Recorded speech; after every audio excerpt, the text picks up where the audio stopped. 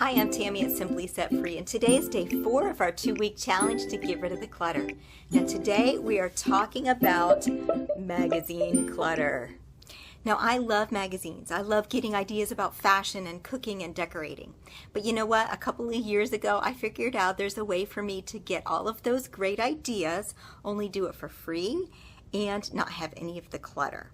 Now, you might be thinking, how in the world do you do that? It's this little thing I like to call Pinterest. Maybe you've heard about it. So if you're not familiar, Pinterest is kind of like a search engine like Google, only instead of your results being text, your results are pictures.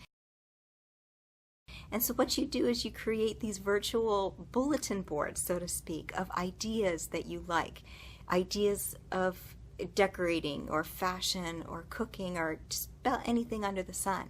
If it's on the internet, you can create a pin and pin it to your pin board. And so the more that you pin, the more that Pinterest gets to know your style. And so it's almost like having a virtual magazine designed just for you.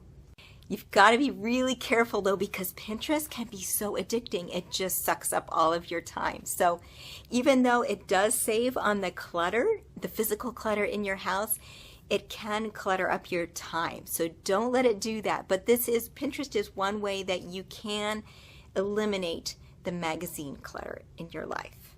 Now I want to encourage you today to let go of as many magazines as absolutely possible today, because the more that you let go of, the more benefits will come your way. Now you might be curious how many magazines I have in my house. Well, I counted. I went around to my bookshelves and next to the couch, and I have a total of 4 in my house today. I'm getting rid of 3. I'm keeping 1.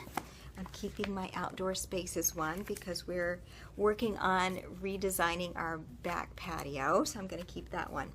But I encourage you, get rid of as much as you possibly can today and experience the benefit of less clutter.